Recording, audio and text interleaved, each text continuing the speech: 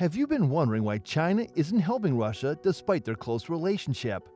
The recent confidential meeting between Xi Jinping and Vladimir Putin in Moscow has raised hypotheses about their intentions, especially since China has been the only country supporting Russia since its invasion of Ukraine. In this video, we'll delve into the talking points and agreements from the meeting, how they may affect the United States, and why China's economic support for Russia doesn't extend to military assistance.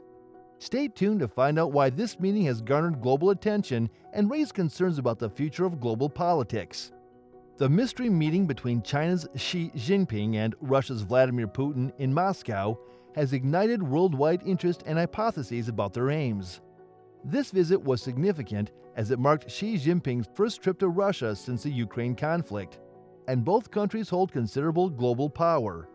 Despite this, Beijing has stated that the visit's main objectives was to enhance friendship and promote peace, with Xi Jinping stressing China's dedication to collaborating with Russia to uphold worldwide stability. During his visit to Ukraine, Xi Jinping emphasized the importance of practicality. This visit shows China's support for Russia, which has been cut off from the remainder of the world since its intrusion into Ukraine a year prior. China has been the only country supporting Russia, and their relationship has strengthened significantly. There are concerns in the West that China may provide military assistance to Russia, worsening the already dire situation. Xi's visit has caused some anxiety, and this video will discuss the meeting's talking points, agreements, and how it may affect the United States. It is critical to explore China's involvement in the conflict in order to comprehend the origins of this meeting. China intervened to broker peace talks between Russia and Ukraine approximately 1 year into Russia's invasion. The 12-point proposal aimed to cease hostilities and establish peace. China emphasized its neutrality in the matter and its commitment to a peaceful resolution. However, the document's language contained criticisms of Western governments, whom it held responsible for the invasion. President Xi Jinping's visit to Moscow was expected to urge Russia to come to the negotiating table. The talks primarily revolved around war-related issues and trade growth. Following the talks, China expressed its view that the U.S. was overbearing and arrogant. China and Russia's desire to expand their interests, especially against the U.S., was a major agenda item. This was because the U.S. stood as an obstacle to their strategic goals. If China and Russia were to form an alliance and disrupt the current world order, they could become unstoppable, as evidenced by their actions in Taiwan and Ukraine. According to experts, closed-door meetings between the two superpowers involved discussions on strategies to implement a plan. These debates concentrated on the concept of a multipolar world, which refers to a society that does not follow Western norms and standards. During a summit, Putin stated that global power dynamics were shifting and that the two countries should collaborate to bring about these changes. The leaders also made it clear that the U.S. should stop interfering in their affairs, particularly regarding Ukraine and Taiwan. China and Russia both want to restructure the world in accordance with their own social and value frameworks, which differ from those of the West. They released a unified statement calling on the U.S. to stop undermining global strategic stability and regional security, which they regard as a direct assault on Washington. The synchronized worldviews of both nations are evident in this statement. Beijing and Moscow view the U.S. as a threat and seek to diminish its influence. However, this is a challenging task due to the support and alliances that the U.S. enjoys. Therefore, China and Russia aim to strengthen their own alliance and deepen their alignment. This is reflected in their joint statement expressing concerns about NATO, a U.S. ally coalition. The statement opposes the continuous military reinforcement of Asia-Pacific countries and external military forces undermining regional peace and stability. The U.S. and its partners have been the essential hindrance to China's activities in the South China Sea, while NATO's solidarity has long been a source of conflict for Russia. This joint statement is not surprising given these historical tensions. It is unsettling to see that both Russia and China share similar objectives that place them contrary to the rest of the world. The recent increase in joint military exercises and alignment between the two nations raises questions about the extent of their partnership and its potential consequences. There have already been joint drills on a global scale, leading to speculation about the true nature and purpose of these activities.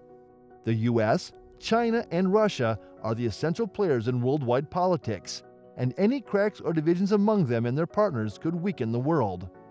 Recent meetings between leaders from different countries show that these global superpowers are reinforcing ties and taking stances in preparation for what may come, which could lead to a world divided into competing factions. While it may be tempting to applaud China's rhetoric about promoting peace, it seems more like a facade than a genuine effort to reach a reasonable conclusion.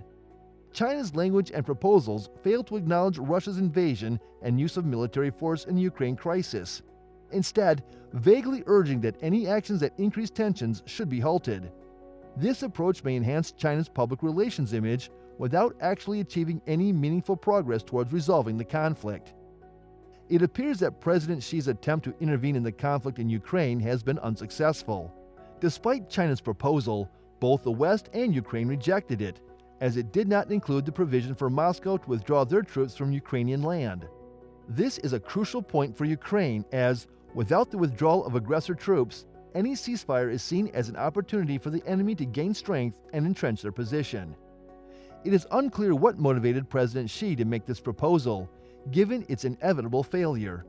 In any case, the visit has been proclaimed as the start of another period in Sino-Russian relations, with the two leaders signing an economic agreement to develop their partnership. China has been providing economic support to Russia, thereby circumventing Western sanctions and enabling Putin to fund the ongoing conflict in Ukraine. If the impact of Russia's invasion persists in global markets after a year, the heightened support from Xi could further exacerbate the situation. The aftermath of the invasion has led to increased costs for remaining investments, pushing the U.S. into a technical recession and causing substantial losses for both business and individual investors, especially those with stock-heavy portfolios. Monetary foundations like Goldman Sachs stress the significance of differentiating interest into elective resources, like gold, land, and art, to alleviate the dangers of market instability.